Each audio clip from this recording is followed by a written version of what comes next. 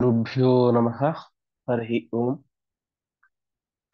व्यासाय भवनाशाय श्रीशाय गुणराशये हृद्याय शुद्धविद्याय मध्वाय च नमो नमः। नारायणाय परिपूर्ण गुणार्णवाय विश्वोदय स्थितिलयो नियतिप्रदाय ज्ञानप्रदाय विबुधासुर सौख्य दुःख सत्कारणाय वितताय नमो नमस्ते। ಮಹಾಭಾರತದ ಅಪ್ರದಿರ್ಣಯದ 4ನೇ ಅಧ್ಯಾಯ ರಾಮಾವತಾರದ ಚರಿತ್ರೆ ತಿಳಿಸ್ತಾ ಹೋಗುತ್ತೆ. ಹಿಂದೆ ನಾವು ನೋಡಿದಂತೆ ರಾಮ ಬೆಳಿಲಿಲ್ಲ, ಬೆಳೆದಂತೆ ತೋರಿಸಿಕೊಂಡ. ಅದನ್ನು ನೋಡಿದಂತಹ ದಶರಥ, ಅದೇ ರೀತಿಯಾಗಿ ರಾಮನ ತಾಯಿ, ಅದೇ ರೀತಿ ಕೈಕೇಯಿ ಸುಮಿತ್ರೆಯರಿಗೆ, ಎಲ್ಲ ಪಟ್ಟಣದ ಜನರಿಗೆ, ಮಂತ್ರಿಗಳಿಗೆ, ಅಂತಃಪುರದ ಸ್ತ್ರೀಯರಿಗೆ, ಹೀಗೆ ಪ್ರತಿಯೊಬ್ಬರಿಗೂ ಕೂಡ ಆ 4 ಜನ ಮಕ್ಕಳ ಮುಖವನ್ನು ನೋಡಿ, ಅವರ ಬೆಳವಣಿಗೆಯನ್ನು ನೋಡಿ, ಅದರಲ್ಲೂ ಕೂಡ ವಿಶೇಷವಾಗಿ ರಾಮಚಂದ್ರನ ಮುಖವನ್ನು ನೋಡಿ ಪ್ರತಿಯೊಬ್ಬರಿಗೂ ಕೂಡ ಸ್ವರೂಪಾನಂದವೇ ಆಗ್ತಾ ಇತ್ತು. ಅಷ್ಟು ವಿಶಿಷ್ಟವಾದಂತಹ ಆನಂದ ಆಗ್ತಾ ಇತ್ತು ಎಂಬುದಾಗಿ ಆಚಾರ್ಯರು ತಿಳಿಸಿದರು. ಇಷ್ಟಾದ ಮೇಲೆ ನೇರವಾಗಿ ಹೋಗೋದು ರಾಮನ 15ನೇ ವಯಸ್ಸಿನ ಹಂತಕ್ಕೆ. ಅಲ್ಲಿಗೆ ಹೋದಾಗ ವಿಶ್ವಾಮಿತ್ರರು ಯಜ್ಞಕ್ಕೆ ರಕ್ಷಣೆಗೆ ಕಳಿಸ್ಬೇಕು ಅಂತ ಕೇಳ್ತಾರೆ. ದಶರಥ ಏನೇ ಆಗಲಿ ನಾನಂತೂ ರಾಮನನ್ನು ಕಳಿಸೋದಿಲ್ಲ ಅಂತ. ಯಾಕಂದ್ರೆ ರಾಮ ಇನ್ನೂ ಸರಿಯಾಗಿ ಮೀಸೆ ಬರದೇ ಇರುವಂತಹ ಹುಡುಗ, ಅವರನ್ನು ಅಂತಹ ಮಾರೀಚ ಸುಬಾಹು ಅಂತಹ ಬಲಿಷ್ಠ ರಾಕ್ಷಸರ ಸಂಹಾರಕ್ಕೆ ಕಳಿಸೋದು ಏನ್ ಮಾತು, ಕಳಿಸ್ಲಿಕ್ಕೆ ಸಾಧ್ಯನೇ ಇಲ್ಲ, ಹಾಗೆ ಹೇಗೆ ಅಂತ ತುಂಬಾ ವಾದ ಮಾಡ್ತಾನೆ. ನನಗೆ ಇಷ್ಟು ವರ್ಷ ವಯಸ್ಸಾದ ಮೇಲೆ ಹುಟ್ಟಿದಂತಹ ಮಕ್ಕಳು, ಇವರನ್ನ ಹೇಗೆ ಕಳಿಸ್ಲಿ ಅಂತೆಲ್ಲ ಮಾಡ್ತಾನೆ. ಕೊನೆಗೆ ವಸಿಷ್ಠರ ಉಪದೇಶದಿಂದಾಗಿ, ವಸಿಷ್ಠರು ಹೇಳಿದ ಮೇಲೂ ಕೂಡ ಒಂದು ರೀತಿ ಭಯ ಇದ್ದೇ ಇರುತ್ತೆ ಅವನಿಗೆ. ಕೊನೆಗೆ ಆ ಆ ಭಯಕ್ಕಿಂತ ವಿಶ್ವಾಮಿತ್ರರ ಭಯವೇ ಜಾಸ್ತಿ ಆಗುತ್ತೆ ಅವನಿಗೆ. ರಾಮನನ್ನ ಕಳಿಸಿದ್ರೆ ಏನಾಗುತ್ತೋ ರಾಮನಿಗೆ ಅನ್ನುವಂತ ಭಯಕ್ಕಿಂತ, ಕಳಿಸದೆ ಹೋದರೆ ವಿಶ್ವಾಮಿತ್ರರು ಎಲ್ಲಿ ಶಾಪವನ್ನು ಕೊಟ್ಟು ಬಿಡ್ತಾರೆ ಎನ್ನುವಂತ ಭಯ ಅವನಿಗೆ ಜಾಸ್ತಿಯಾಗಿ ತಾನೇ ಮಾಡ್ತಾನೆ, ಅವರನ್ನ ಕಳಿಸಿಕೊಡ್ತಾನೆ. ಆ ಸಂದರ್ಭದಲ್ಲಿ ನಾವು ಹಿಂದೆ ಕೇಳಿದಂತೆ ಅನೇಕ ಅಸ್ತ್ರಗಳ ಉಪದೇಶವನ್ನ ರಾಮದೇವರು ಲೋಕ ಶಿಕ್ಷಣಕ್ಕೋಸ್ಕರ, ಎಲ್ಲರೂ ಕೂಡ ಗುರುಗಳ ಮುಖದಿಂದಾಗಿ ಅಧ್ಯಯನವನ್ನು ಮಾಡಬೇಕು, ಇದು ಒಂದು ಸಂದೇಶ. ಇನ್ನೊಂದು, ವಿಶ್ವಾಮಿತ್ರರ ಉದ್ಧಾರವನ್ನು ಮಾಡ್ಲಿಕ್ಕೋಸ್ಕರ ತಾನು ಅವರಿಂದಾಗಿ ಮಂತ್ರೋಪದೇಶವನ್ನು ಪಡೆದುಕೊಂಡ ಎಂಬುದಾಗಿ ಇಷ್ಟು ಅಂಶಗಳನ್ನ ನಾವು ಹಿಂದಿನ ಪಾಠದಲ್ಲಿ ಕೇಳಿದ್ವಿ. ಮುಂದಿನ ಶ್ಲೋಕ 4ನೇ ಅಧ್ಯಾಯದ 7ನೇ ಶ್ಲೋಕ. ಅಥೋ ಜಘಾನಾಶು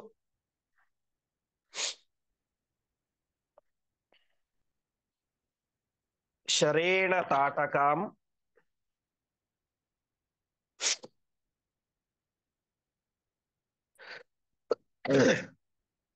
ವರಾದ್ ವಿಧಾತು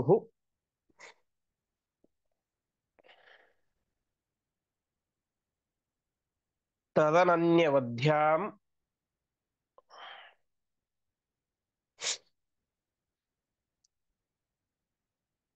ರರಕ್ಷ ಯಜ್ಞಂ ಚ ಮುನೇರ್ನಿಹತ್ಯ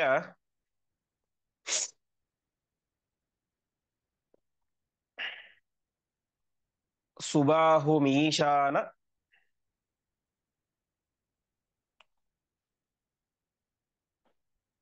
ಗಿರಾ ವಿಮೃತ್ಯುಂ.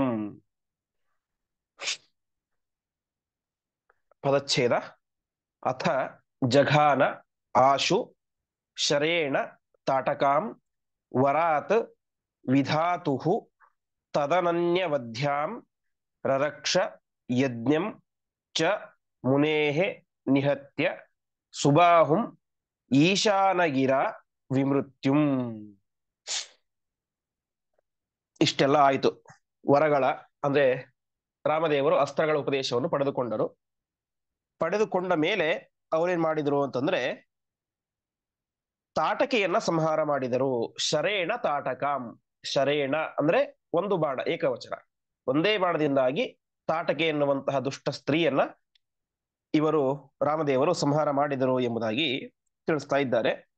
ಇಲ್ಲಿ ವಿಶೇಷವಾಗಿ ಆ ತಾಟಕ ಶಬ್ದಕ್ಕೆ ಅರ್ಥ ಏನಂತಂದ್ರೆ, ಯಾರು ಹಿಂಸೆಯನ್ನು ಮಾಡ್ತಾಳೋ ಅವಳು ತಾಟಕೆ ಅಂತ. ತಾಟ ಶಬ್ದಕ್ಕೆ ಹಿಂಸೆ ಮಾಡೋದು ಎಂಬುದಾಗಿ ಅರ್ಥ. ಆ ರೀತಿಯಾಗಿ ಅಲ್ಲಿದ್ದಂತಹ ಎಲ್ಲರಿಗೂ ಕೂಡ ಹಿಂಸೆಯನ್ನು ಮಾಡ್ತಾ ಇದ್ಲು, ಹಾಗಾಗಿ ಅವಳಿಗೆ ತಾಟಕ ಅನ್ನುವಂಥ ಹೆಸರು ಸಾರ್ಥಕ ಆಗಿತ್ತು ಅಂತ ಹೇಳ್ತಾರೆ. ಹೀಗೆ ತಾಟಕೆಯನ್ನು ಸಂಹಾರ ಮಾಡಿದ. ಆ ತಾಟಕೆ ಎಂಥವಳು ಅಂತಂದ್ರೆ ವರಾತ್ ವಿಧಾತುಹು. ವಿಧಾತುಹು ಅಂತಂದ್ರೆ ಬ್ರಹ್ಮದೇವರ ವರದಿಂದಾಗಿ ಅವಳೇನಾಗಿದ್ಲು, ತದನನ್ಯ ವಧ್ಯಾಂ, ಪರಮಾತ್ಮನೊಬ್ಬನನ್ನು ಬಿಟ್ಟು ಬೇರೆ ಯಾರಿಂದಲೂ ಕೂಡ ಅವಳು ಅವಧ್ಯಳಾಗಿದ್ದಳು. ಅರ್ಥಾತ್ ಪರಮಾತ್ಮ ಒಬ್ಬರನ್ನು ಬಿಟ್ಟು ಬೇರೆ ಯಾರು ಕೂಡ ಅವಳನ್ನು ಸಂಹಾರ ಮಾಡಲಿಕ್ಕೆ ಸಾಧ್ಯ ಆಗ್ತಾ ಇರಲಿಲ್ಲ. ಕಾರಣ ಬ್ರಹ್ಮದೇವರ ವರ ಎಂಬುದಾಗಿ ತಿಳಿಸ್ತಾ ಇದ್ದಾರೆ. ಹೀಗೆ ತಾನೇ ಮಾಡಿದ ಆ ಬೇರೆಯವರ ಕೈಯಿಂದ ಸಂಹರಿಸಲು ಆಗದೇ ಇರುವಂತಹ ಆ ತಾಟಕೆಯನ್ನ ಒಂದೇ ಒಂದು ಬಾಣದಿಂದಾಗಿ ವಿಶೇಷವಾಗಿ ತಾನು ಸಂಹಾರ ಮಾಡಿದ ಎಂಬುದಾಗಿ ತಿಳಿಸ್ತಾ ಇದ್ದಾರೆ. ಈ ತಾಟಕೆ ಯಾರು ಅಂತಂದ್ರೆ ಆ ಮಹಾ ದುಷ್ಟರಾದಂತಹ ಮಾರೀಚನ ತಾಯಿ. ಯಾವ ಮಾರೀಚ ಮುಂದೆ ಸೀತಾ ಅಪಹರಣದ ಒಂದು ಕಾರ್ಯದಲ್ಲಿ ಒಂದು ತನ್ನ ಕೆಲಸವನ್ನು ಮಾಡ್ತಾನೆ, ಆ ಮಾರೀಚನ ತಾಯಿ ಅದೇ ರೀತಿಯಾಗಿ ಸುಂದ ಎನ್ನುವಂತಹ ರಾಕ್ಷಸನ ಹೆಂಡತಿಯಾಗಿದ್ದಳು. ಆ ಸುಂದ ಮತ್ತು ತಾಟಕೆ ಎನ್ನುವಂತ ಇಬ್ಬರು ಕೂಡ ದಂಪತಿಗಳಾಗಿದ್ದರು. ಹೀಗೆ ಅವರು ಇಲ್ಲ ರಾಕ್ಷಸರು.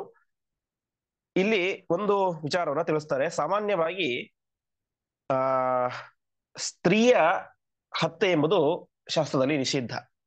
ಈ ಸ್ತ್ರೀ ಹತ್ಯೆ, ಶಿಶು ಹತ್ಯೆ ಎಲ್ಲವೂ ಕೂಡ ಶಾಸ್ತ್ರದಲ್ಲಿ ನಿಷಿದ್ಧವಾದಂತಹ ಕಾರ್ಯ. ವಾಸ್ತವಿಕವಾಗಿ ವಾಲ್ಮೀಕಿ ರಾಮಾಯಣದಲ್ಲಿ ಹೇಳ್ಬೇಕಾದ್ರೆ ವಿಶ್ವಾಮಿತ್ರರು ಹೇಳ್ತಾರೆ ಈ ತಾಟಕೆಯನ್ನು ಸಂಹಾರ ಮಾಡುವಂತ ರಾಮನಿಗೆ ಹೇಳ್ತಾರೆ. ಆವಾಗ ರಾಮ ಹೇಳ್ತಾನೆ, ಅಯ್ಯೋ ಇದೇ ನಾನೇ ಸಂಹಾರ ಮಾಡ್ಲಿ ಅಂತ. ಯಾರೋ ಸಾಮಾನ್ಯ ರಾಕ್ಷಸ ಆಗಿಬಿಟ್ರೆ ಸಂಹಾರ ಮಾಡಿಬಿಡ್ತಾ ಇದ್ದೆ, ಆದರೆ ತಾಟಕೆ ಒಬ್ಬ ಹೆಣ್ಣು, ಆ ಹೆಣ್ಣನ್ನ ಹೇಗೆ ಸಂಹಾರ ಮಾಡಿ, ಸ್ತ್ರೀ ವಧೆ ಅದು ಲೋಕದಲ್ಲಿ ನಿಷಿದ್ಧವಾದದ್ದಲ್ವಾ ಅಂತ ಕೇಳಿದಾಗ ಅದಕ್ಕೆ ವಿಶ್ವಾಮಿತ್ರರು ಹೇಳ್ತಾರೆ, ಒಂದು ವೇಳೆ ಆ ಸ್ತ್ರೀ ಸಾಧ್ವಿಯಾಗಿದ್ದರೆ, ಉತ್ತಮ ಹೆಣ್ಣಾಗಿದ್ದರೆ, ಲೋಕಕ್ಕೆ ಅವಳಿಂದಾಗಿ ಉಪಕಾರವಾಗ್ತಾ ಇದ್ರೆ ಅವಳನ್ನು ಸಂಹಾರ ಮಾಡೋದು ತಪ್ಪು. ಆದರೆ ಒಂದು ವೇಳೆ ಅದೇ ಹೆಣ್ಣಿನಿಂದಾಗಿ ಲೋಕಕ್ಕೆ ತುಂಬಾ ತೊಂದರೆ ಆಗ್ತಾ ಇದ್ರೆ, ಲೋಕ ಕಂಟಕಳಾಗಿದ್ದರೆ, ಅನೇಕ ಜನರನ್ನ ಅವಳು ಕೊಲ್ತಾ ಇದ್ರೆ, ದುಷ್ಟ ಸ್ತ್ರೀಯಾಗಿದ್ದರೆ ಅವಳನ್ನು ಸಂಹಾರ ಮಾಡಬಹುದು. ಹಾಗಾಗಿ ನೀನು ಸಂಹಾರ ಮಾಡುವಂತ ವಿಶ್ವಾಮಿತ್ರರು ಹೇಳಿದ ಮೇಲೆ ತಾನೇ ಮಾಡ್ತಾನೆ ರಾಮದೇವರು ಸಂಹಾರವನ್ನು ಮಾಡ್ತಾರೆ. ಅಂದ್ರೆ ರಾಮದೇವರಿಗೆ ಗೊತ್ತಿರ್ಲಿಲ್ಲ ಅಂತಲ್ಲ, ತಾವು ಒಂದು ನಿಯಮವನ್ನು ತೋರಿಸಿದರು. ಇಂತಹ ಧರ್ಮದ ಒಂದು ಮಧ್ಯದ ಪರಿಸ್ಥಿತಿ ಬಂದಾಗ, ಸಂಹಾರ ಮಾಡಬೇಕು ಬೇಡುವಂತ ಪರಿಸ್ಥಿತಿ ಬಂದಾಗ ಸುಮ್ಮನೆ ನಾವೇ ನಿರ್ಧಾರ ತೆಗೆದುಕೊಳ್ಳೋದಲ್ಲ, ಹಿರಿಯರನ್ನು ಕೇಳಿ ನಾವು ನಿರ್ಧಾರ ಮಾಡಬೇಕು ಅಂತ. ಯಾಕೆಂದ್ರೆ ಧರ್ಮಶಾಸ್ತ್ರದಲ್ಲಿ ಒಂದು ನಿಯಮ ಇದೆ. ಅನಿವಾರ್ಯವಾದಂತ ಪರಿಸ್ಥಿತಿ ಬಂದಾಗ ಏನ್ ಮಾಡುದು, ಧರ್ಮ ಸಂಕಟ ಬಂದಾಗ ಅಂತ ನಾವು ಭಾಗವತದಲ್ಲಿ ಕೇಳ್ತೇವೆ. ಅಂಬರೀಷ ಮಹಾರಾಜನ ಚರಿತ್ರೆ. ದೂರ್ವಾಸರು ಬಂದಿರ್ತಾರೆ, ನೀರ್ ಕುಡಿಬೇಕು. ಅವರು ಸ್ನಾನಕ್ಕೆ ಹೋಗಿರ್ತಾರೆ, ದ್ವಾದಶಿ ಪಾರಣೆ ಆಗ್ಬೇಕು, ಏನ್ ದ್ವಾದಶಿ ಸಮಯ ಮುಗಿಲಿಕ್ಕೆ ಬಂದ್ಬಿಟ್ಟಿರುತ್ತೆ. ಅವಾಗ ಏನ್ ಮಾಡ್ಬೇಕು ಅಂತ, ಮನೆಗೆ ಬಂದಂತ ಅತಿಥಿಗಳನ್ನ ಬ್ರಾಹ್ಮಣರನ್ನ ಬಿಟ್ಟು ಪಾರಣೆ ಮಾಡುವ ರೀತಿ ಇಲ್ಲ. ಪಾರಣೆ ಮಾಡಿದರೆ ಅದು ಪಾಪ, ಬ್ರಾಹ್ಮಣರನ್ನ ಬಿಟ್ಟು ಮಾಡಿದರೆ. ಹಾಗಂತ ಹಾಗೆ ಕುತ್ಕೊಂಡ್ಬಿಟ್ರೆ ದ್ವಾದಶಿ ಮುಗಿದೋಗ್ಬಿಡುತ್ತೆ. ದ್ವಾದಶಿ ಪಾರಣೆ ಮಾಡದೆ ಹೋದ್ರು ಕೂಡ ಅದು ದೊಡ್ಡ ದೋಷ. ಹಾಗಾಗಿ ಏನ್ ಮಾಡಕ್ಕೂ ತೋಚೋದಿಲ್ಲ ಅವನಿಗೆ. ಆವಾಗ ಅವನ ಮನೆಗೆ ಅನೇಕ ಸಾವಿರಾರು ಜನ ಬ್ರಾಹ್ಮಣರು ಬಂದಿರ್ತಾರೆ. ಹಾಗಾಗಿ ಅವರನ್ನು ಕರೆದು ಕೇಳ್ತಾನೆ, ಶಾಸ್ತ್ರದಲ್ಲಿ ಒಂದು ಮಾತನ್ನು ಹೇಳಿದ್ದಾರೆ, ಇಂತಹ ಧರ್ಮದ ಕ್ಲಿಷ್ಟವಾದ ಪರಿಸ್ಥಿತಿ ಬಂದಾಗ 4 ಜನ ಬ್ರಾಹ್ಮಣರನ್ನು ಕೇಳಿ ಅವರು ಏನು ನಿರ್ಣಯವನ್ನು ಹೇಳ್ತಾರೋ ಆ ರೀತಿ ಮಾಡಬೇಕು ಅಂತ. ಆವಾಗ ಎಲ್ಲ ಋಷಿಗಳು ಕೂಡ ಸೇರಿ ಹೇಳ್ತಾರೆ, ಈ ನೀರನ್ನು ಕುಡಿ, ನೀರು ಕುಡಿದ್ರೆ ಆಹಾರ ತಿಂದ ಹಾಗೂ ಸೇವಿಸಿದಾಗ ಆಗುತ್ತೆ, ಅದು ಕೇವಲ ನೀರಾಗಿದ್ರಿಂದ, ದ್ರವ ಪದಾರ್ಥ ಆಗಿದ್ರಿಂದಾಗಿ ಆಹಾರ ಸ್ವೀಕಾರ ಮಾಡದೇ ಇದ್ದನೋ ಆಗುತ್ತೆ ಅಂತ ಹೇಳ್ತಾರೆ. ಹಾಗೆ ಅವರನ್ನ ಕೇಳಿ ನಿರ್ಣಯವನ್ನು ಮಾಡಬೇಕು ಅಂತ.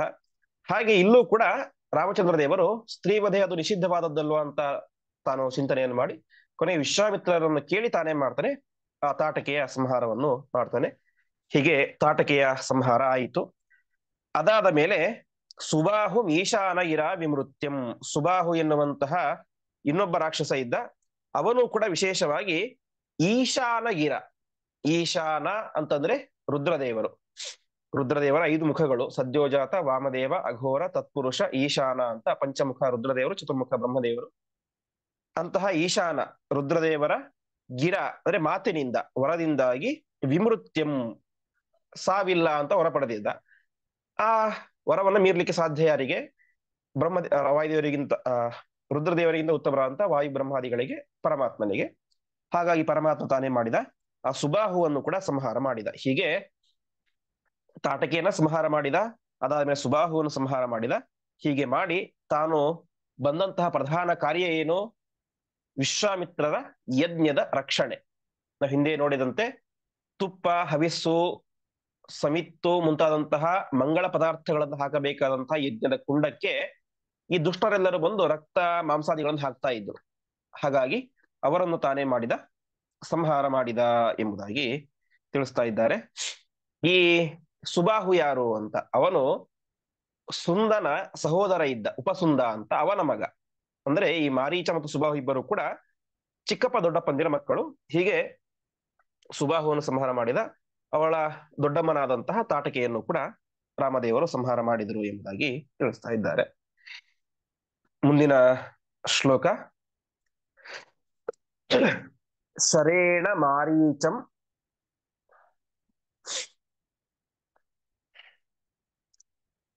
ಅಥಾರ್ಣವೇಕ್ಷಿಪತ್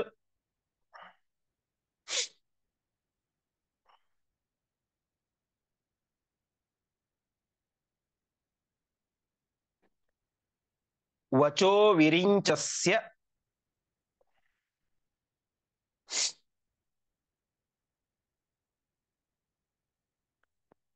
ತು ಮಾನಯಾನಃ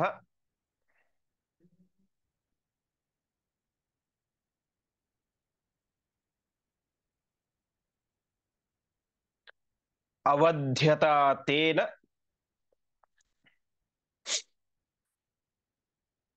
ಹಿ ತಸ್ಯ ದತ್ತ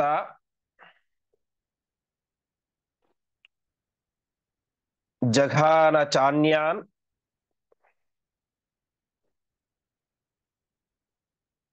ರಜನೀಚರಾನಥ.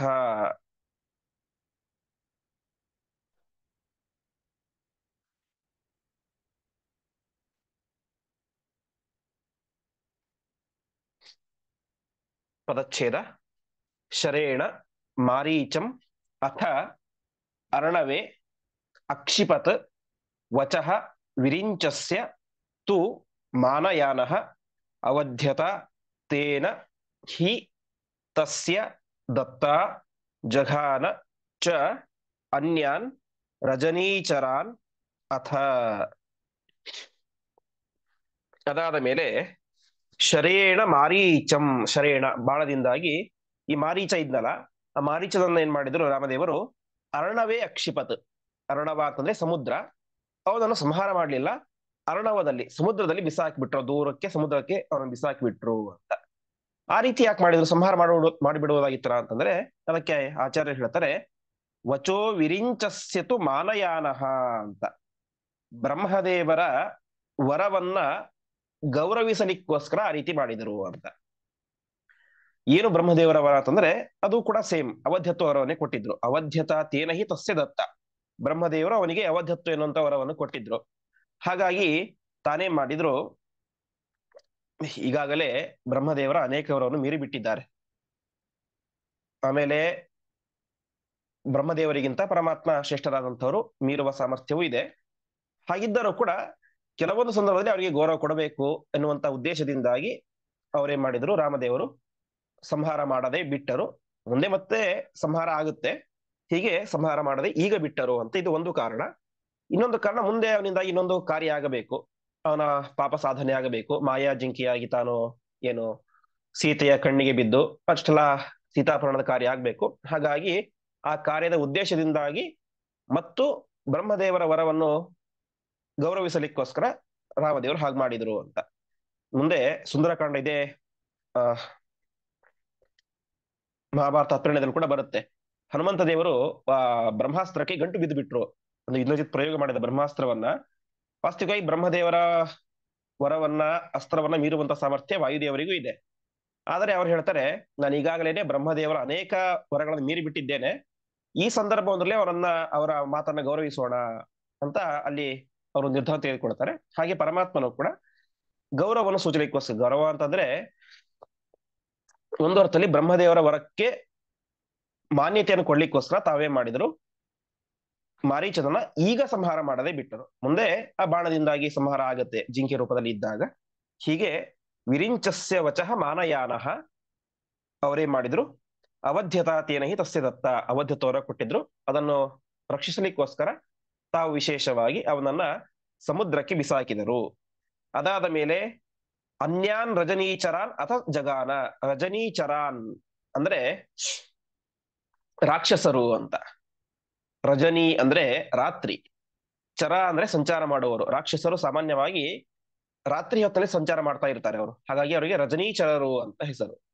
ಅಂತಹ ಮತ್ತೆ ಬೇರೆ ಇದ್ದಂತಹ ರಜನೀಚರರನ್ನು ರಾಕ್ಷಸರನ್ನು ರಾಮದೇವರು ಸಂಹಾರ ಮಾಡಿದರು. ಜಘಾನ ಅಂದ್ರೆ ಸಂಹಾರ ಮಾಡಿದರು ಅಂತ. ಹೀಗೆ ಸುಬಾಹುವಿನ ಸಂಹಾರ ಆಯಿತು, ತಾಟಕೆಯ ಸಂಹಾರ ಆಯಿತು, ಮಾರೀಚನನ್ನ ಸಮುದ್ರಕ್ಕೆ ಬಿಸಾಕಿದರು ಎಂಬುದಾಗಿ ಇಷ್ಟು ಅಂಶಗಳು ಇಲ್ಲಿಗೆ ಮುಗಿಯಿತು. ರಾಮದೇವರು ವಿಶ್ವಾಮಿತ್ರರು ಪ್ರಧಾನವಾಗಿ ಅವರನ್ನು ಕರೆದುಕೊಂಡು ಬಂದದ್ಯಾಕೆ? ದುಷ್ಟರನ್ನು ಸಂಹಾರ ಮಾಡಿ ಯಜ್ಞದ ರಕ್ಷಣೆಗೋಸ್ಕರ.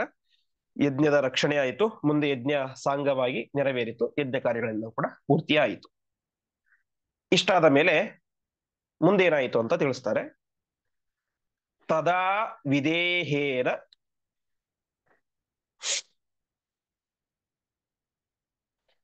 ಸುತಾ ಸ್ವಯಂವರ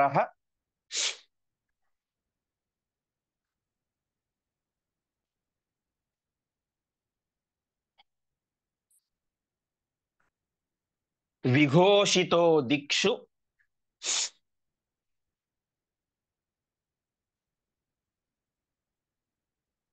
ವಿದಿಕ್ಷು ಸರ್ವಶಃ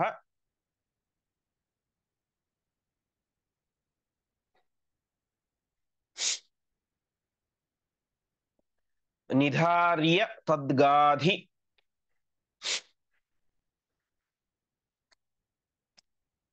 ಸುತಾನುಯಾಯಿ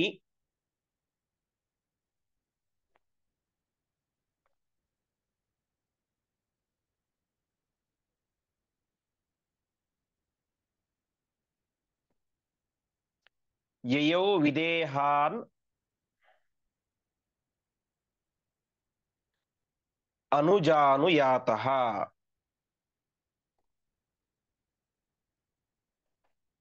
ಪದಚ್ಛೇದ. ತದಾ ವಿದೇಹೇನ ಸುತಾ ಸ್ವಯಂವರ ವಿಘೋಷಿತಃ ದಿಕ್ಷು ವಿದಿಕ್ಷು ಸರ್ವಶಃ ನಿಧಾರ್ಯ ತದ್ಗಾಧಿಸುತಾನುಯಾಯಿ ಯಯೌ ವಿದೇಹಾನ್ ಅನುಜಾನುಯಾತಃ. ಅದೇ ಸಂದರ್ಭದಲ್ಲಿ ಏನಾಗಿತ್ತು? ತದಾ ಅಂದ್ರೆ ಅದೇ ಸಂದರ್ಭದಲ್ಲಿ ವಿದೇಹೇನ ವಿದೇಹದ ರಾಜನಾದಂತಹ ಜನಕ ಮಹಾರಾಜನಿಂದಾಗಿ ಸುತಾ ಸ್ವಯಂವರ. ಸುತ ಅಂದ್ರೆ ಮಗ, ಸುತಾ ಅಂದ್ರೆ ಮಗಳು, ಮಗಳಾದಂತಹ ಸೀತೆಯ ಸ್ವಯಂವರ ಏರ್ಪಾಟಾಗಿತ್ತು. ಸೀತೆ ವಿದೇಹನ ಮಗಳು ಹೇಗೆ ಅಂತ ನಾವು ಹಿಂದೆ ನೋಡಿದ್ದೇವೆ, ಜನಕ ಮಗಳು ಹೇಗಾದ್ಲು ಅಂತ. ಅದನ್ನೇ ಮಾಡಿದ್ದ ವಿದೇಹ ರಾಜ ಅಂದ್ರೆ ಜನಕ ಮಹಾರಾಜ. ದಿಕ್ಷು ವಿದಿಕ್ಷು ಸರ್ವಶಃ ವಿಘೋಷಿತ, ಎಲ್ಲ ದಿಕ್ಕುಗಳಲ್ಲಿ ವಿದಿಕ್ಕುಗಳಲ್ಲಿ 8 ದಿಕ್ಕುಗಳಲ್ಲಿ ಡಂಗುರ ಹೊಡಿಸಿ ತಿಳಿಸಿದ್ದ ಸೀತೆಯ ಸ್ವಯಂವರ ಏರ್ಪಾಟಾಗಿದೆ ಅಂತ. ಅದನ್ನು ಕೇಳಿದಂತಹ ಯಾವ ವಿಶ್ವಾಮಿತ್ರರು ರಾಮನಿಗೆ ಹೇಳ್ತಾರೆ, ಹೀಗೆ ಸೀತಾ ಸ್ವಯಂವರ ಅಂತ ಇದೆ ಅಂತೆ, ಅಲ್ಲಿ ಹೋಗೋಣ ಬಾ ಅಂತ. ಆವಾಗ ಯಾವ ರಾಮದೇವರು ಅನುಜಾನುಯಾತಃ, ಅನುಜ ಅಂದ್ರೆ ಲಕ್ಷ್ಮಣ, ಲಕ್ಷ್ಮಣನಿಂದಾಗಿ ಕೂಡಿಕೊಂಡು ಗಾಧಿಸುತಾನುಯಾಯಿ, ಗಾಧಿಸುತ ಅಂತಂದ್ರೆ ಗಾಧಿಯ ಮಗನಾದಂತಹ ವಿಶ್ವಾಮಿತ್ರರು ಅವರ ಅನುಯಾಯಿ, ಅವರ ಹಿಂದ್ಗಡೆ ಅರ್ಥಾತ್ ಅವರನ್ನು ಫಾಲೋ ಮಾಡುತ್ತಾ ತಾನೇ ಮಾಡಿದ ವಿದೇಹಾನ್ ಯಯೌ, ವಿದೇಹದ ನಗರಕ್ಕೆ ಹೊರಟ. ಒಟ್ಟು ತಾತ್ಪರ್ಯ ಎಷ್ಟು? ಜನಕ ಮಹಾರಾಜ ತನ್ನ ಮಗಳ ಸ್ವಯಂವರವನ್ನು ಏರ್ಪಾటు ಮಾಡಿದ್ದ, ಅದಕ್ಕೋಸ್ಕರ ಎಲ್ಲ ಕಡೆ ಆ ಸುದ್ದಿಯನ್ನು ತಿಳಿಸಿದ್ದ. ಆ ವಿಚಾರ ವಿಶ್ವಾಮಿತ್ರದ ಕಿವಿಗೂ ಕೂಡ ಬೀಳುತ್ತೆ. ಅಂತಹ ವಿಶ್ವಾಮಿತ್ರರ ಜೊತೆಗೆ ರಾಮ ಲಕ್ಷ್ಮಣ ಇಬ್ಬರು ಕೂಡ ಸೇರಿಕೊಂಡು ವಿದೇಹ ನಗರಕ್ಕೆ ಪ್ರವೇಶವನ್ನು ಮಾಡ್ತಾರೆ ಹೊರಡುತ್ತಾರೆ ಎಂಬುದಾಗಿ ತಿಳಿಸ್ತಾ ಇದ್ದಾರೆ. ಅದಾದ ಮೇಲೆ ವಿದೇಹ ನಗರಕ್ಕೆ ಪ್ರವೇಶ ಮಾಡುವಂತಹ ಸಂದರ್ಭಕ್ಕಿಂತ ಮುಂಚೆ ಅಂದ್ರೆ ಮಾರ್ಗ ಮಧ್ಯದಲ್ಲಿ ಆದಂತಹ ಒಂದು ವಿಶಿಷ್ಟವಾದಂತಹ ಕಾರ್ಯ, ಅದು ಅಹಲ್ಯ ಉದ್ಧಾರ ಎನ್ನುವಂತಹ ಒಂದು ದಿವ್ಯವಾದಂತಹ ಕಾರ್ಯ. ಅದನ್ನು ರಾಮದೇವರು ಮಾಡ್ತಾರೆ ಎಂಬುದಾಗಿ ಆಚಾರ್ಯರು ಇಲ್ಲಿ ತಿಳಿಸ್ತಾ ಇದ್ದಾರೆ. ವಾಸ್ತವಿಕವಾಗಿ ಏನು ಈ ಅಹಲ್ಯೆಯ ಚರಿತ್ರೆ ಅನ್ನೋದು ವಾಲ್ಮೀಕಿ ರಾಮಾಯಣದಲ್ಲಿ ಅನೇಕ ಅಧ್ಯಾಯಗಳಲ್ಲಿ ಬರುತ್ತೆ ವಿಸ್ತಾರವಾಗಿ. ಅಷ್ಟೆಲ್ಲಾ ಅಂಶಗಳನ್ನು ಕ್ರೋಢೀಕರಿಸಿ ಆಚಾರ್ಯರು ನಿರ್ಣಯಾತ್ಮಕವಾಗಿ ಕೇವಲ 2 ಶ್ಲೋಕದಲ್ಲಿ ಅದನ್ನ ಸಂಗ್ರಹ ಮಾಡಿ ಕೊಡ್ತಾ ಇದ್ದಾರೆ. ಅಥೋ ಅಹಲ್ಯಾಂ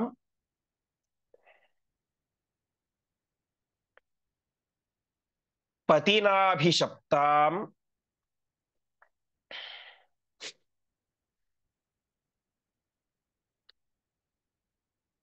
ಪ್ರದರ್ಶನಾದಿಂದ್ರ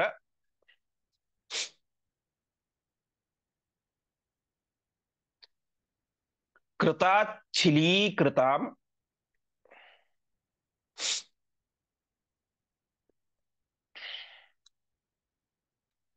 ಸ್ವದರ್ಶನಾತ್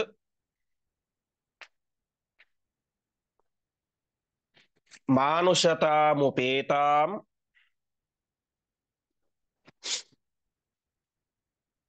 ಸುಯೋಜಯಾಮಾಸ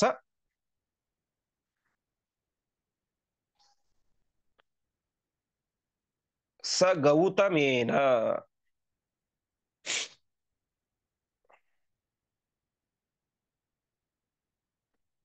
ಪದಚ್ಛೇದ. ಅಥ ಅಹಲ್ಯಾಂ ಪತಿನಾಭಿಷಕ್ತಾಂ ಪ್ರದರ್ಶನಾತ್ ಇಂದ್ರಕೃತಾತ್ ಶಿಲೀಕೃತಾಂ ಸ್ವದರ್ಶನಾತ್ ಮಾನುಷತಾಂ ಉಪೇತಾಂ ಸುಯೋಜಯಾಮಾಸ ಸಹ ಗೌತಮೇನ.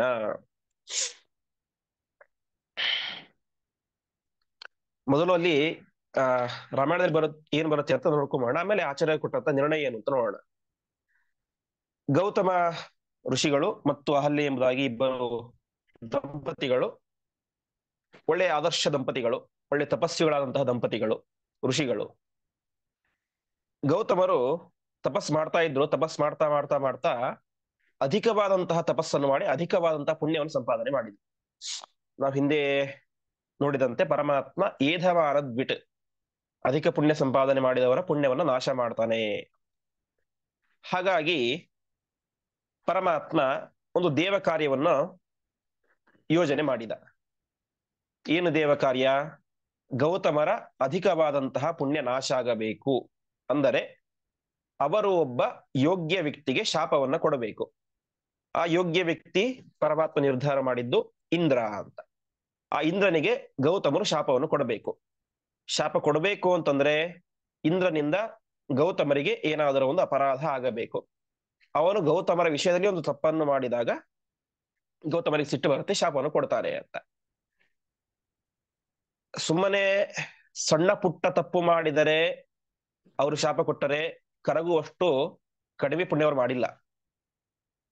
ಅವರ ಅಧಿಕವಾದಂತಹ ಪುಣ್ಯ ನಾಶ ಆಗ್ಬೇಕಾಗಿತ್ತು ಅಂತಂದ್ರೆ ಇಂದ್ರ ದೊಡ್ಡ ತಪ್ಪನ್ನೇ ಮಾಡಿದಂತೆ ತೋರಿಸ್ಬೇಕು, ಅದಕ್ಕೆ ಅವರು ದೊಡ್ಡ ಶಾಪವನ್ನೇ ಕೊಡಬೇಕು. ಹಾಗಾಗಿ ಪರಮಾತ್ಮನ ಸಂಕಲ್ಪ ಮತ್ತು ಆಜ್ಞೆಯಂತೆ ಇಂದ್ರದೇವರು ಆ ದೇವ ಕಾರ್ಯಕ್ಕೆ ಒಪ್ಕೊಳ್ತಾರೆ. ದೇವ ಕಾರ್ಯ ಏನು? ಬೆಳಗ್ಗಿನ ಸಂದರ್ಭ, ಗೌತಮ ಋಷಿಗಳು ಸ್ನಾನಕ್ಕೆ ನದಿಗೆ ಹೋಗಿರ್ತಾರೆ. ಆ ಸಂದರ್ಭದಲ್ಲಿ ಗೌತಮ ಋಷಿಯ ವೇಷದಲ್ಲಿ ಯಾವ ದೇವೇಂದ್ರ ಅನ್ನೋನು ಬರ್ತಾನೆ. ದೇವೇಂದ್ರ ಬಂದು ಆ ಬೇರೆ ಅಂದ್ರೆ ವಾಲ್ಮೀಕಿ ರಾಮಾಯಣ ಅಥವಾ ಬೇರೆ ರಾಮಾಯಣ ನಾವು ನೋಡುವಂತೆ ಅಲ್ಲಿ ಏನ್ ಬರುತ್ತೆ ಅಂತಂದ್ರೆ ವಿಶೇಷವಾಗಿ ಮತಿಂಚಕಾರ ದುರ್ಮೇಧ ದೇವರಾಜ ಕುತೂಹಲಾತ್ ಅಂತ ವಾಲ್ಮೀಕಿ ರಾಮಾಯಣದಲ್ಲಿ ಹೇಳ್ತಾರೆ. ಸಾಮಾನ್ಯವಾಗಿ ಆ ಎಲ್ಲರೂ ಹೇಳೋದು ಬಲಾತ್ಕಾರ ಆಯ್ತು ಅಂತ. ಅಂದ್ರೆ ಅಹಲ್ಯ ಇಷ್ಟ ಇರ್ಲಿಲ್ಲ, ಇಷ್ಟ ಇಲ್ಲದೆ ಹೋದ್ರು ಕೂಡ ಇಂದ್ರ ಬಲಾತ್ಕಾರ ಮಾಡಿದ ಅಂತ. ವಾಲ್ಮೀಕಿ ರಾಮಾಯಣದಲ್ಲಿ ಹೇಳ್ತಾರೆ ಮತಿಂಚಕಾರ ದುರ್ಮೇಧ ದೇವರಾಜ ಕುತೂಹಲ ಅಂತ. ಅಂದ್ರೆ ಅಲ್ಲಿ ಅಹಲ್ಯೆಗೂ ಆಸೆ ಇತ್ತು ಅಂತ ಹೇಳ್ತಾರೆ. ಗೌತಮ ಒಬ್ಬ ಸಾಮಾನ್ಯ ಋಷಿ, ಋಷಿಯಿಂದ ಹೆಚ್ಚು ಆನಂದ ಸಿಗ್ಲಿಕ್ಕೆ ಹೇಗ್ ಸಾಧ್ಯ? ದೇವೇಂದ್ರ ಅವನು ದೇವತೆಗಳ ರಾಜ, ಹಾಗಾಗಿ ಆ ದೇವಲೋಕದ ಭೋಗವನ್ನು ಅನುಭವಿಸಬೇಕು ಅಂತ ಅವಳು ಭೋಗವನ್ನು ಮಾಡಿದಳು ಅಂತ ಹೇಳ್ತಾರೆ. ಅದಾದ್ಮೇಲೆ ಮುಂದೆ ವಾಲ್ಮೀಕಿ ರಾಮಾಯಣದಲ್ಲಿ ಹೇಳ್ತಾರೆ ಕೃತಾರ್ಥಾಸ್ಮಿ ಸುರಶ್ರೇಷ್ಠ ಗಚ್ಚ ಶೀಘ್ರ ವಿತ ಪ್ರಭು ಅಂತ. ನಾನು ಕೃತಾರ್ಥಳಾದೆ ಅಂತ.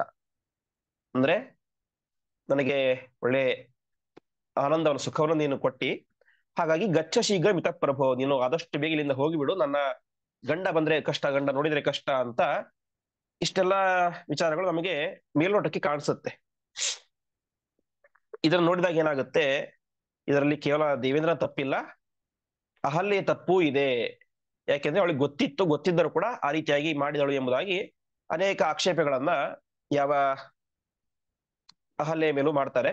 ಕೊನೆಗೆ ಯಾವ ಇವರು ಬರ್ತಾರೆ, ಗೌತಮರು ಬರ್ತಾರೆ, ಬಂದಿದ್ದು ಇಂದ್ರ ಅಂತ ಅವ್ರಿಗೆ ಗೊತ್ತಾಗುತ್ತೆ. ತಕ್ಷಣದಲ್ಲಿ ಇಂದ್ರನಿಗೆ ಶಾಪವನ್ನು ಕೊಡ್ತಾರೆ. ನಿನ್ನ ವೃಷಣಗಳೇ ಬಿದ್ದು ಹೋಗಲಿ ಎಂಬ ಶಾಪವನ್ನು ಕೊಡ್ತಾರೆ. ನಿನ್ನ ಮೈಯೆಲ್ಲ ಯೋನಿಯ ಚಿಹ್ನೆ ಬರಲಿ ಎಂಬುದಾಗಿ ಶಾಪವನ್ನು ಕೊಡ್ತಾರೆ. ಹೀಗೆ ಅವನು ಸಹಸ್ರಾಕ್ಷ ಅಂತ ಪ್ರಖ್ಯಾತನಾದ. ಮೈ ತುಂಬಾ ಯೋನಿಯ ಚಿಹ್ನೆ ಬಂತು. ಅದಾದ ಮೇಲೆ ಅವನಿಗೆ ಉಷಣಗಳು ಬಿದ್ದು ಹೋಗಿಬಿಟ್ಟು ಕೊನೆಗೆ ಅವನಿಗೆ ಮೇಕೆ ಉಷಣಗಳನ್ನ ಅವನಿಗೆ ಜೋಡಿಸ್ತಾರೆ. ಹೀಗೆ ಇಷ್ಟೆಲ್ಲ ಕಥೆಗಳೆಲ್ಲ ಬರುತ್ತೆ. ಇದನ್ನ ಮೇಲೋಟಕ್ಕೆ ನೋಡಿದಾಗ ಏನರ್ಥ ಆಗುತ್ತೆ ಅಂದ್ರೆ ವಾಲ್ಮೀಕಿ ರಾಮಾಯಣದಲ್ಲಿ ವಾಸ್ತವಿಕವಾಗಿ ಇದನ್ನು ಹೇಳ್ತಾರೆ. ಕೊನೆಗೆ ಈ ರೀತಿ ಮಾಡಿದ್ಯಾಕೆ ಅಂತಂದ್ರೆ ಗೌತಮರ ಅಧಿಕ ಪುಣ್ಯ ನಾಶ ಆಗಬೇಕು, ಅದೇ ಕಾರಣಕ್ಕೋಸ್ಕರ ಮಾಡಿದ್ದು ಅಂತ ಕೂಡ ಹೇಳ್ತಾರೆ. ಹಾಗಾದ್ರೆ ನೋಡಿದಾಗ ನಮ್ಗೆ ನಮ್ ಸಂದೇಹ ಬರುತ್ತೆ. ಇಲ್ಲಿ ಇವಳು ಒಪ್ಕೊಂಡು ಆ ಭೋಗವನ್ನು ಮಾಡಿದಳ ಅಥವಾ ಬಲಾತ್ಕಾರದಿಂದಾಗಿ ಆಯ್ತಾ ಅಂತ ನಮಗೆ ಸಂದೇಹ ಬರುತ್ತೆ. ಅದಕ್ಕೆ ವಿಶೇಷವಾಗಿ ಆಚಾರ್ಯರು ನಿರ್ಣಯವನ್ನು ಕೊಡ್ತಾ ಇದ್ದಾರೆ. ಅದಕ್ಕೆ ಮುಂಚೆ ಅಹಲ್ಯ ಎನ್ನುವಂತ ಶಬ್ದಕ್ಕೆ ಅರ್ಥ ಏನು ಅಂತ ವಾಲ್ಮೀಕಿ ರಾಮಾಯಣದಲ್ಲಿ ಹೇಳ್ತಾರೆ. ಹಲಂ ನಾಮೇಹ ವೈರೂಪ್ಯಂ ಹಲ್ಯಂ ತತ್ಪ್ರಭವಂ ಭವೇತ್ ಯಸ್ಮಾನ್ನ ವಿದ್ಯತೆ ಹಲ್ಯಂ ತೇನ ಅಹಲ್ಯಾತಿ ವಿಶ್ರುತ. ಹಲ್ಯ ಅಂದ್ರೆ ವಿಕಾರ, ಮನೋವಿಕಾರ, ಅದಕ್ಕೆ ಹಲ್ಯ ಅಂತ ಹೆಸರು. ಯಾರಲ್ಲಿ ಮನೋವಿಕಾರ ಅನ್ನೋದಿಲ್ಲೋ, ಕಾಮಕ್ರೋಧಾದಿಗಳು ಇಲ್ಲವೋ ಅವಳು ಅಹಲ್ಯೆ ಅಂತ ವಾಲ್ಮೀಕಿ ರಾಮಾಯಣದ ಉತ್ತರಕಾಂಡದಲ್ಲಿ ಹೇಳ್ತಾರೆ. ಇದು ಒಂದು ಗಮನಿಸಬೇಕಾದಂತಹ ಅಂಶ. ಹೀಗೆ ಇಷ್ಟೆಲ್ಲ ಹೇಳಿದ ಮೇಲೆ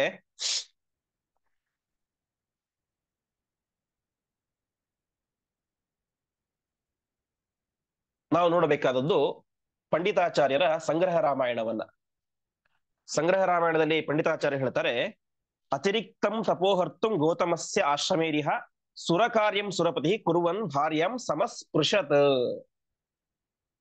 ದೇವಿಯಿಂದ ಬಂದಿದ್ದು ಕಾಮದಿಂದಾಗಿ ಅಲ್ಲ, ಮತ್ತ್ಯಾಕೆ ಬಂದಿದ್ದು?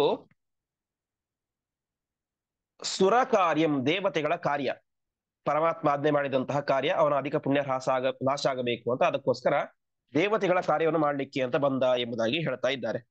ಹಾಗಾಗಿ ಇಷ್ಟೆಲ್ಲಾ ವಿಚಾರಗಳ ಹಿನ್ನೆಲೆಯಲ್ಲಿ ಆಚಾರ್ಯ ನಿರ್ಣಯವನ್ನು ಕೊಡ್ತಾ ಇದ್ದಾರೆ. ಪ್ರದರ್ಶನಾತ್ ಇಂದ್ರ ಕೃತಾತ್, ಅವಳಿಗೆ ಒಪ್ಪಿಗೆ ಇರ್ಲಿಲ್ಲ. ಮತ್ತೇನಾಯ್ತು? ಪ್ರದರ್ಶನಾತ್ ಅಂದರೆ ಇಂದ್ರ ಬಲಾತ್ಕಾರವನ್ನು ಮಾಡಿದ. ಇಂದ್ರನಿಂದ ಬಲಾತ್ಕೃತಳಾದಂತಹ ಯಾವ ಅಹಲ್ಯೆ, ಇದು ಒಂದು ಅಂಶ. ಹಾಗಾದ್ರೆ ಇವತ್ತು ನಾವು ಇಂದ್ರನನ್ನು ಪೂಜೆ ಮಾಡ್ತೇವೆ, ದಿಕ್ಪಾಲಕ ಅಂತ ಹೇಳ್ತೇವೆ. ಪ್ರತಿನಿತ್ಯ ನಾವು ಆವರಣ ಪೂಜೆ ಅಂತ, ದೇವರ ಪೂಜೆಯಲ್ಲಿ ಆವರಣ ಪೂಜೆ ಅಂತ ಮಾಡಬೇಕು. ಆ ಸಂದರ್ಭದಲ್ಲಿ ಇಂದ್ರನಿಗೆ ಪೂಜೆಯನ್ನು ಮಾಡ್ತೇವೆ. ಇಂದ್ರಾಯ ಸಾಯುಧಾಯ ಸವಾಹನಾಯ ಸಪರಿಗ್ರಹಾಯ ಅಂತ ಅವನ ವಾಹನಕ್ಕೆ, ಹೆಂಡತಿಗೆ, ಅವನ ಸೇವಕರಿಗೆಲ್ಲ ಪೂಜೆಯನ್ನು ಮಾಡ್ತೇವೆ ಅಂತ ಅಕ್ಷತೆ ಹಾಕ್ತೇವೆ. ಒಬ್ಬ ದೇವತೆಯಾಗಿ, ಅದರಲ್ಲೂ ದೇವತೆಗಳ ರಾಜನಾಗಿ, ಅಹಲ್ಯೆಯಂತಹ ಒಬ್ಬ ಋಷಿಯ ಹೆಂಡತಿಯನ್ನ, ಪೂಜ್ಯ ಸ್ಥಾನದಲ್ಲಿ ಇರಬೇಕಾದಂತಹ ಋಷಿ ಹೆಂಡತಿಯನ್ನ ಬಲಾತ್ಕಾರ ಮಾಡಿದ್ದು ಎಷ್ಟು ಸರಿ ಅಂತ ಅದಕ್ಕೆ ನಿರ್ಣಯವನ್ನು ಆಚಾರ್ಯ ಕೊಡ್ತಾ ಇದ್ದಾರೆ. ಇದೆಲ್ಲವೂ ಕೂಡ ಪರಮಾತ್ಮನ ಕಾರ್ಯ. ಇನ್ನೊಂದು ಋಗ್ವೇದದಲ್ಲಿ ಒಂದು ಮಾತು ಬರುತ್ತೆ, ಅಹಲ್ಯಾಯೈ ಜಾರ ತಸ್ಯ ಲೋಮಚ ನಕ್ಷೀಯತೆ ಅಂತ ಇಂದ್ರನ ಸ್ತೋತ್ರವನ್ನ ವೇದ ಮಾಡುತ್ತೆ. ಇಂದ್ರನ ಸ್ತೋತ್ರದಲ್ಲಿ ವೇದ ಏನಂತ ಮಾಡುತ್ತೆ? ಅಹಲ್ಯೆ ಜಾರ ಅಂತ. ಹಾಗಾಗಿ ವೇದ ಸ್ತೋತ್ರ ಮಾಡ್ತೇವೆ ಅಹಲ್ಯೆ ಜಾರ ಅಂತ. ಇದರಿಂದ ಅರ್ಥ ಏನಾಗುತ್ತೆ? ಅವನು ಮಾಡಿದ್ದು ತನ್ನ ಕಾಮದ ಬೇಕೆಯಿಂದಾಗಿ ಅಲ್ಲ, ಹೊರತು ಪರಮಾತ್ಮನ ಕಾರ್ಯ ಮಾಡ್ಲಿಕ್ಕೆ ಅಂತ. ಮುಂದೆ ಹೇಳುತ್ತೆ ವೇದ, ತಸ್ಯ ಲೋಮಚ ನಕ್ಷೀಯತೆ. ಇಂದ್ರ ಅವಳನ್ನು ಬಲಾತ್ಕಾರ ಮಾಡಿದರೆ ಇಂದ್ರನ ಒಂದು ಕೂದಲು ಕೂಡ ಸೊಟ್ಟಗಾಗಲಿಲ್ಲ ಎಂಬುದಾಗಿ ಹೇಳುತ್ತೆ. ತಸ್ಯ ರೋಮಚ, ಲೋಮ ಅಂತ ಅದು ವೈದಿಕ ಸಂಸ್ಕೃತ, ರೋಮ ಲೋಮ ಅಂತ. ಅವನ ಒಂದು ಕೂದಲು ಕೂಡ ಸೊಟ್ಟಗಾಗಲಿಲ್ಲ ಎಂಬುದಾಗಿ ಹೇಳ್ತಾರೆ. ಹೀಗೆ ಇಷ್ಟೆಲ್ಲಾ ಹಿನ್ನೆಲೆಗಳಿಂದ ನೋಡಿದಾಗ ನಮಗೆ ಅರ್ಥ ಆಗೋದು ಏನು ಅಂತಂದ್ರೆ, ದೇವೇಂದ್ರ ಬಂದಿದ್ದು ದೇವತೆಗಳ ಕಾರ್ಯವನ್ನು ಮಾಡ್ಲಿಕ್ಕೋಸ್ಕರ. ಹಾಗಾಗಿ ಅವಳ ಮೈ ಮೇಲೆ ಮಲಗಿದಂತೆ ತೋರಿಸಿಕೊಂಡ ಮಾತ್ರ ಅದರಿಂದ ಇವನಿಗೂ ಏನು ವಿಕಾರ ಆಗಲಿಲ್ಲ, ಸ್ವಯಂ ಅಹಲ್ಯೆಗೂ ಕೂಡ ಯಾವುದೇ ರೀತಿಯಾದಂತಹ ವಿಕಾರ ಆಗಲಿಲ್ಲ. ಪ್ರಧಾನ ಉದ್ದೇಶ ಎಷ್ಟೇ? ಅಗಸ್ತ್ಯರ ಆ ಋಷಿಗಳ, ಗೌತಮ ಋಷಿಗಳ ಅಧಿಕವಾದಂತಹ ಪುಣ್ಯ ನಾಶ ಆಗಬೇಕು ಅನ್ನೋದು ಪ್ರಧಾನವಾದಂತಹ ಉದ್ದೇಶ ಅಂತ. ಹೀಗೆ ಪ್ರದರ್ಶನಾತ್ ಅಲ್ಲಿ ಇಂದ್ರನ ಬಲಾತ್ಕಾರದಿಂದಾಗಿ ಅವಳೇನಾಗಿದ್ದು ಛಿಲೀಕೃತ. ಮೇಲ್ನೋಟಕ್ಕೆ ನೋಡಿದಾಗ ಅಂದ್ರೆ ವಾಲ್ಮೀಕಿ ರಾಮಾಯಣಾದಿಗಳಲ್ಲಿ ಎರಡು ರೀತಿ ಇದೆ. ಅವಳು ಕಲ್ಲಿ ಆಗಿಬಿಟ್ಟಿದ್ಲು ಅಂತ ಕೆಲವು ಶ್ಲೋಕಗಳಿದ್ದಾವೆ. ಕಲ್ಲಿನಂತೆ ಆಗಿದ್ಲು ಅಂತ ಕೆಲವು ಶ್ಲೋಕಗಳಿದ್ದಾವೆ.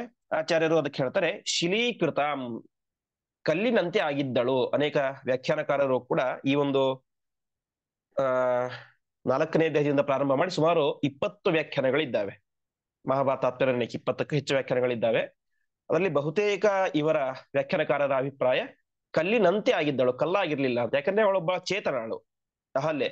ಚೇತನ ಯಾವತ್ತೂ ಕೂಡ ಜಡವಾಗಿ ಕಲ್ಲಾಗಿರ್ಲಿಕ್ಕೆ ಸಾಧ್ಯ ಇಲ್ಲ, ಹಾಗಾಗಿ ಕಲ್ಲಿನಂತೆ ಇದ್ದಳು ಅಂತ. ಅದಕ್ಕೆ ಪೋಷಕವಾಗಿ ನಮಗೆ ವಾಲ್ಮೀಕಿ ರಾಮಾಯಣದ ಮಾತೆ ಬರುತ್ತೆ. ಗೌತಮರು ಶಾಪವನ್ನು ಕೊಡ್ತಾರೆ. ಇಹ ವರ್ಷ ಸಹಸ್ರಾಣಿ ಬಹೂನಿತ್ವಂ ನಿವತ್ಸಸಿ ವಾಯುಭಕ್ಷ ನಿರಾಹಾರ ತಪ್ಪೆಂತಿ ಭಸ್ಮಶಾಯಿನಿ ಅದೃಶ್ಯ ಸರ್ವಭೂತಾನಂ ಆಶ್ರಮೇಸ್ಮಿನ್ ವಸಿಷ್ಯಸಿ.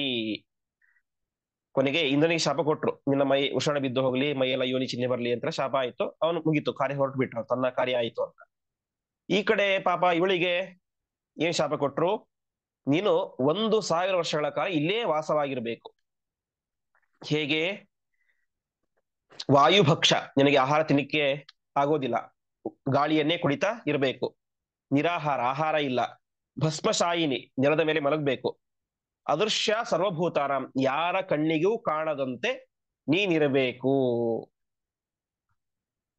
ಅಂದ್ರೆ ಕಲ್ಲು ಹೇಗೆ ಯಾವುದೇ ರೀತಿಯ ವಿಕಾರ ಇಲ್ಲದಂತೆ ಸುಮ್ಮನೆ ಇರುತ್ತೋ ಹಾಗೆ ನೀನು ಕಲ್ಲಿನಂತೆ ಇರು. ನಾವು ಯಾರ್ಯಾರು ಬೈತೇವೆ, ಕಲ್ಲಿದಂಗಿದ್ಯಾ ನೀನು, ಏನೋ ಚಟುವಟಿಕೆ ನಿನ್ನಲ್ಲಿಲ್ಲ ಅಂತ. ಹಾಗೆ ಅವಳು ಕಲ್ಲಿನಂತೆ ಆದಳು ಎಂಬುದಾಗಿ ವಿಶೇಷವಾಗಿ ತಿಳಿಸ್ತಾ ಇದ್ದಾರೆ. ಹೀಗೆ ಕಲ್ಲಿನಂತೆ, ಯಾರ ಗಣ್ಣಿಗೂ ಕಾಣದಂತೆ ವಿಶೇಷವಾಗಿ ತಪಸ್ಸನ್ನು ಮಾಡ್ತಾ ಇದ್ದಂತಹ, ಪರಮಾತ್ಮನ ಧ್ಯಾನವನ್ನು ಮಾಡ್ತಾ ಇದ್ದಂತಹ ಅಹಲ್ಯೆಯ ಶಾಪವನ್ನ ಉದ್ಧಾರ ಮಾಡಿದ. ಹೇಗೆ ಮಾಡಿದ? ಅದರಲ್ಲೂ 2 ವಾದ ಇದೆ. ಕೆಲವರು ಪರಮಾತ್ಮನ ಕಾಲಿನ ಸ್ಪರ್ಶದಿಂದಾಗಿ ಅವಳ ದೋಷ ಹೋಯಿತು, ಶಾಪ ಪರಿಹಾರ ಆಯಿತು ಅಂತ ಹೇಳ್ತಾರೆ. ಅದಕ್ಕೆ ಆಚಾರ್ಯರು ನಿರ್ಣಯವನ್ನು ಕೊಡ್ತಾ ಇದ್ದಾರೆ, ಸ್ವದರ್ಶನಾತ್ ಮಾನುಷತಾಮುಪೇತಾಂ. ಪರಮಾತ್ಮನ ಪಾದಸ್ಪರ್ಶ ಬೇಕಾಗಿಲ್ಲ, ಪರಮಾತ್ಮನ ಕಣ್ಣಿನ ನೋಟದಿಂದಾಗಿಯೇನೆ ಅಲ್ಲಿ ಏನಾಯಿತು, ಅವಳ ದೋಷ ಪರಿಹಾರ ಆಯಿತು. ಅವಳು ಮತ್ತೆ ಮಾನುಷತಾಮುಪೇತ, ಮನುಷ್ಯಳ ಸ್ವರೂಪವನ್ನು ಪಡೆದುಕೊಂಡಳು ಅಂತ. ಹಾಗಾದ್ರೆ ಪಾದಸ್ಪರ್ಶ ಇದೆಲ್ಲ ವಾಲ್ಮೀಕಿ ರಾಮಾಯಣದಲ್ಲಿ ಹೇಳ್ತಾರೆ. ಆ ರೀತಿ ಯಾಕೆ ಹೇಳ್ತಾರೆ? ಇದು ಲೋಕದೃಷ್ಟಿಗೆ, ಸಾಮಾನ್ಯ ಜನರಿಗೆ ಅರ್ಥ ಆಗಬೇಕು ಎನ್ನುವಂತ ಉದ್ದೇಶದಿಂದಾಗಿ ಅಲ್ಲಿ ವಾಲ್ಮೀಕಿಗಳು ಅವರು ಒಬ್ಬ ಕವಿ, ಅವರು ಒಬ್ಬ ಸಾಮಾನ್ಯ ಕವಿ ಅಷ್ಟೇ. ಹಾಗಾಗಿ ಲೋಕದ ಜನರನ್ನು ಅವರಿಗೆ ಸುಲಭವಾಗಿ ಅರ್ಥ ಆಗಬೇಕು ಉದ್ದೇಶದಿಂದಾಗಿ ಪಾದಸ್ಪರ್ಶ ಎಂಬುದಾಗಿ ಹೇಳ್ತಾರೆ. ಆದರೆ ಆಚಾರ್ಯರು ಕೊಟ್ಟಂತಹ ನಿರ್ಣಯ ಸ್ವದರ್ಶನಾತ್ ಮಾನುಷತಾಮುಪೇತಾಂ, ಪರಮಾತ್ಮನ ಅನುಗ್ರಹ ಪೂರ್ಣವಾದಂತಹ ದೃಷ್ಟಿಯಿಂದಾಗಿಯೇನೆ ಅವಳ ಆ ದೋಷ ಪರಿಹಾರ ಆಯಿತು, ಶಾಪ ಪರಿಹಾರ ಆಯಿತು. ಅವಳು ಮತ್ತೆ ಮನುಷ್ಯ ಶರೀರ ಪಡೆದುಕೊಂಡಳು ಅಹಲ್ಯೆ. ಸರಿ, ಮುಂದೇನು? ಇಲ್ಲಿ ತನಕ ಒಬ್ಬಳೇ ಇದ್ದಾಳೆ, 1000 ವರ್ಷಗಳ ಕಾಲ. ಗೌತಮರು ಇಲ್ಲೆಲ್ಲೋ ಇದ್ದಾರೆ. ಮುಂದೆ ಸ್ವೀಕಾರ ಮಾಡ್ತಾರೋ ಇಲ್ವೋ? ರಾಮದೇವರು ಏನ್ ಮಾಡಿದ್ರು, ಸುಯೋಜಯಾಮಾಸ ಸ ಗೌತಮೇನ. ಅದ್ಯಾವುದೇ ಚಿಂತೆ ಇಲ್ಲದಂತೆ ವಿಶೇಷವಾಗಿ ಗೌತಮರೊಟ್ಟಿಗೆ ಅವರಿಬ್ಬರನ್ನು ಕೂಡ ಅವಳನ್ನ ಕೂಡಿಸಿದರು, ಒಂದು ಮಾಡಿದರು. ಯೋಜಯಾಮಾಸ ಅಂದ್ರೆ ಕೂಡಿಸಿದರು, ಒಂದು ಮಾಡಿದರು ಅಂತ. ಸುಯೋಜಯಾಮಾಸ ಚೆನ್ನಾಗಿ ಒಂದುಗೂಡಿಸಿದರು ಅಂತ. ಚೆನ್ನಾಗಿ ಒಂದುಗೂಡಿಸಿದರು ಅಂತಂದ್ರೆ ಮತ್ತೆ ಅವರಿಬ್ಬರು ಕೂಡ ಬೇರೆ ಆಗದಂತೆ ಅವರಿಬ್ಬರನ್ನು ಒಂದುಗೂಡಿಸಿದರು ಎಂಬುದಾಗಿ ಹೇಳ್ತಾ ಇದ್ದಾರೆ. ಹಾಗೆ ಸಂಗ್ರಹ ರಾಮಾಯಣದಲ್ಲೂ ಕೂಡ ಪಂಡಿತಾಚಾರ್ಯರು ಹೇಳ್ತಾರೆ, ಪ್ರೇಕ್ಷದ ಪ್ರೇಕ್ಷಣೀಯೇನ ತಾಮ್ ಅಪಾಂಗೇನ ಶಾರ್ಗಭೃತ್ ಅಂತ. ಅಪಾಂಗ ಅಂದ್ರೆ ಕಣ್ಣು, ಕಣ್ಣಿನ ದೃಷ್ಟಿಯನ್ನು ಅವಳ ಮೇಲೆ ಹಾಕಿದ, ಅದರಿಂದಾಗಿಯೇ ಅವಳು ಉದ್ಧಾರ ಆಯಿತು ಅಂತ. ಹೀಗೆ ಆಚಾರ್ಯರ ನಿರ್ಣಯ ಮತ್ತು ಪಂಡಿತಾಚಾರ್ಯರ ಒಂದು ಯಾವ ಸಂಗ್ರಹ ರಾಮಾಯಣದ ವಾಕ್ಯದ ಮೂಲಕ ನಮಗೆ ಗೊತ್ತಾಗುವಂತ ವಿಚಾರ, ಪ್ರಧಾನವಾದಂತಹ ನಿರ್ಣಯ ಆಚಾರ್ಯರಲ್ಲಿ ಕೊಟ್ಟಿದ್ದು. ಇಲ್ಲಿ ಪ್ರದರ್ಶನಾತ್ ಏನಾಗಿದೆ, ಬಲಾತ್ಕಾರವೇ ಆಗಿದೆ. ಅಂದ್ರೆ ಅವಳಿಗೆ ಇಷ್ಟ ಇಲ್ಲದೆ ಹೋದ್ರು ಕೂಡ ಆದಂತಹ ಕಾರ್ಯ. ಆಮೇಲೆ ಏನಾಯ್ತು, ಅವಳು ಕಲ್ಲಿನಂತೆ ಆಗಿದ್ದಳು, ಕಲ್ಲಾಗಿರ್ಲಿಲ್ಲ. ಅದಾದ್ಮೇಲೆ ವೇದಗಳಲ್ಲಿ ಬರುವಂತಹ ವಿಚಾರದಿಂದ ಗೊತ್ತಾಗೋದೇನು ಅಂದ್ರೆ, ಇದರಲ್ಲಿ ಅಹಲ್ಯೆ ತಪ್ಪು ಇಲ್ಲ, ಇಂದ್ರನ ತಪ್ಪು ಇಲ್ಲ. ಇಂದ್ರ ಆ ರೀತಿ ಬಲಾತ್ಕಾರ ಮಾಡಿದಂತೆ ತೋರಿಸಿಕೊಂಡರೂ ಕೂಡ ಅದರಿಂದ ಅವನಿಗೂ ಏನು ವಿಕಾರವಾಗಲಿಲ್ಲ, ಕಾಮಾದಿಗಳು ನಡೆಯಲಿಲ್ಲ, ಅಹಲ್ಯೆಗೂ ಅದಾಗಲಿಲ್ಲ. ಇಂದ್ರ ತಾನು ದೇವತೆಗಳ ಕಾರ್ಯ ಮಾಡಬೇಕು ಅಂತ ಪರಮಾತ್ಮನ ಮಾತಿನಂತೆ ಆ ಒಂದು ಕಾರ್ಯವನ್ನು ಮಾಡಿದ, ಅದರಿಂದಾಗಿ ಶಾಪವನ್ನು ಸ್ವೀಕಾರ ಮಾಡಿದ. ಈ ಕಡೆ ಏನೂ ತಪ್ಪು ಮಾಡದೇ ಇರುವಂತಹ ಅಹಲ್ಯೆಗೆ ಶಾಪ ಬಂತು. ಶಾಪ ಏನಾಯಿತು, ವರವಾಗಿ ಪರಿಣಾಮ ಆಯಿತು. ಯಾಕೆ ಅಂತಂದ್ರೆ 1000 ವರ್ಷಗಳ ಕಾಲ ನಿರಂತರವಾಗಿ ಅವಳು ಪರಮಾತ್ಮನನ್ನು ಕುರಿತು ಧ್ಯಾನ ಮಾಡ್ತಾ ಇದ್ಲು, ತಪಸ್ ಮಾಡ್ತಾ ಇದ್ಲು. ಹಾಗಾಗಿ ಗೌತಮನು ಕೊಟ್ಟಂತಹ ಶಾಪ ಅದು ವರವಾಗಿ ಪರಿಣಾಮ ಆಯಿತು. ಹೀಗೆ ರಾಮಾಯಣದಲ್ಲಿ ಬರುವಂತಹ ಒಂದು ಪ್ರಧಾನವಾದಂತಹ ಘಟ್ಟ ಅದು ಅಹಲ್ಯ ಉದ್ಧಾರ ಎನ್ನುವಂತಹ ಒಂದು ವಿಚಾರ. ಆ ವಿಚಾರವನ್ನು ಆಚಾರ್ಯರು ಇಲ್ಲಿ ನಿರ್ಣಯಾತ್ಮಕವಾಗಿ ತಿಳಿಸಿದ್ದಾರೆ. ಮುಂದಿನ ಶ್ಲೋಕ, ಬಲಂ ಸ್ವಭಕ್ತೇಃ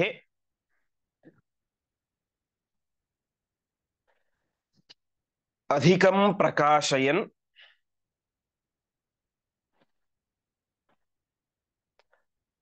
ಅನುಗ್ರಹಂ ಚ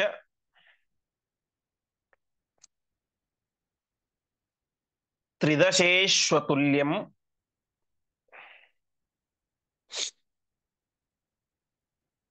ಅನನ್ಯಭಕ್ತಾಂ ಚ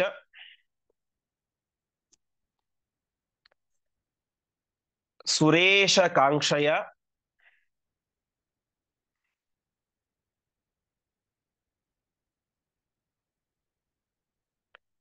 ವಿಧಾಯ ನಾರೀಂ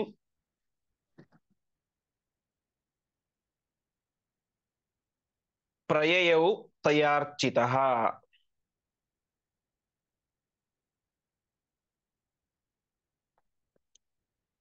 ಪದಚ್ಛೇದ. ಬಲಂ ಸ್ವಭಕ್ತೇಃ ಅಧಿಕಂ ಪ್ರಕಾಶಯನ್ ಅನುಗ್ರಹಂ ಚ ತ್ರಿದಶೇಷು ಅತುಲ್ಯಂ ಅನನ್ಯಭಕ್ತಾಂ ಚ ಸುರೇಶಕಾಂಕ್ಷಯ ವಿಧಾಯ ನಾರೀಂ ಪ್ರಯಯೌ ತಯಾ ಅರ್ಚಿತಃ. ಈ ಒಂದು ಪ್ರಸಂಗದಿಂದಾಗಿ ಏನು ಗೊತ್ತಾಗುತ್ತೆ ಅಂತ ಆಚಾರ್ಯರು ತುಂಬಾ ಒಂದು ವಿಶಿಷ್ಟವಾದ ವಿಚಾರವನ್ನು ಹೇಳ್ತಾ ಇದ್ದಾರೆ. ಯಾರಿಗೆ ತಾನೇ ಶಾಪ ಸ್ವೀಕಾರ ಮಾಡ್ಬೇಕು ಅಂತ ಆಸೆ ಇರುತ್ತೆ. ಎಂತಹ ದೊಡ್ಡವರು ಹೇಳಿದ್ರು ಕೂಡ ಶಾಪವನ್ನು ಸ್ವೀಕಾರ ಮಾಡ್ಲಿಕ್ಕೆ ಯಾರು ಮುಂದೆ ಬರ್ತಾರೆ? ಶಿಕ್ಷೆ ಸ್ವೀಕಾರ ಮಾಡ್ಲಿಕ್ಕೆ, ಅದು ಕೂಡ ತಪ್ಪಿಲ್ಲದೆ ಇದ್ದಾಗ ಯಾರು ಕೂಡ ಮುಂದೆ ಬರೋದಿಲ್ಲ. ಅಂತಹದ್ರಲ್ಲಿ ದೇವೇಂದ್ರ ತಾನು ಮುಂದೆ ಬಂದ, ನಾನು ಈ ಕಾರ್ಯವನ್ನು ಮಾಡ್ತೇನೆ ಅಂತ ತನ್ನ ತಪ್ಪಿಲ್ಲದೆ ಹೋದರೂ ಕೂಡ ಆ ಋಷಿಗಳ ಶಾಪವನ್ನು ಸ್ವೀಕಾರ ಮಾಡಿದ. ಇದರಿಂದ ಏನ್ ಗೊತ್ತಾಗುತ್ತೆ ಅಂತಂದ್ರೆ, ಬಲಂ ಸ್ವಭಕ್ತೇಃ ಅಧಿಕಂ ಪ್ರಕಾಶಯನ್ ಅನುಗ್ರಹಂ ಚ ತ್ರಿದಶೇಷು ಅತುಲ್ಯಂ. ತ್ರಿದಶರು ಅಂದ್ರೆ ದೇವತೆಗಳು. ದೇವತೆಗಳು ಪರಮಾತ್ಮನಲ್ಲಿ ಯಾವ ರೀತಿಯ ಭಕ್ತಿಯನ್ನು ಮಾಡ್ತಾರೆ ಎನ್ನುವಂತ ವಿಚಾರವನ್ನ ಇಲ್ಲಿ ತಿಳಿಸ್ತಾ ಇದ್ದಾರೆ ಎಂಬುದಾಗಿ ಆಚಾರ್ಯ ಹೇಳ್ತಾ ಇದ್ದಾರೆ. ಅಂದ್ರೆ ಪರಮಾತ್ಮ ಹೇಳಿದರೆ ಮುಗೀತು, ಅದಕ್ಕೆ ಹಿಂದೆ ಮುಂದೆ ಏನೂ ಇಲ್ಲ. ಪರಮಾತ್ಮ ಹೇಳಿದ್ದಾನೆ, ಅದು ದೇವತೆಗಳ ಕಾರ್ಯ, ಅದನ್ನು ಮಾಡಬೇಕು. ಹಾಗಾಗಿ ತಾವೇ ಮಾಡಿದ್ರು, ಇಂದ್ರದೇವರು ನೇರವಾಗಿ ಹೋದರು, ಆ ಕಾರ್ಯವನ್ನು ಮಾಡಿದರು, ಶಾಪವನ್ನು ಸ್ವೀಕಾರ ಮಾಡಿದರು, ಬಂದರು. ಹೀಗಿದ್ರಿಂದ ಏನ್ ಗೊತ್ತಾಗುತ್ತೆ, ದೇವತೆಗಳಿಗೆ ಪರಮಾತ್ಮನಲ್ಲಿ ಯಾವ ರೀತಿಯಾದಂತಹ ಭಕ್ತಿ ಇತ್ತು ಎಂಬುದಾಗಿ ಗೊತ್ತಾಗುತ್ತೆ. ಅದೇ ರೀತಿಯಾಗಿ ಅನುಗ್ರಹಂ ಚ ತ್ರಿದಶೇಶ್ವತುಲ್ಯಂ, ಪರಮಾತ್ಮ ಆ ದೇವತೆಗಳಿಗೆ ಎಷ್ಟು ವಿಶಿಷ್ಟವಾದಂತಹ ಅನುಗ್ರಹವನ್ನು ಮಾಡ್ತಾನೆ ಎನ್ನುವಂತ ವಿಚಾರ ಕೂಡ ಗೊತ್ತಾಗುತ್ತೆ ಅಂತ. ದೇವತೆಗಳಿಗೆ ಪರಮಾತ್ಮನಲ್ಲಿರುವಂತಹ ಭಕ್ತಿಯೂ ಗೊತ್ತಾಗುತ್ತೆ, ಆ ಭಕ್ತಿಗೆ ಪರಮಾತ್ಮ ಮಾಡುವಂತ ಅನುಗ್ರಹವು ಕೂಡ ಇದರಿಂದ ಗೊತ್ತಾಗುತ್ತೆ ಎಂಬುದಾಗಿ ತಿಳಿಸ್ತಾ ಇದ್ದಾರೆ.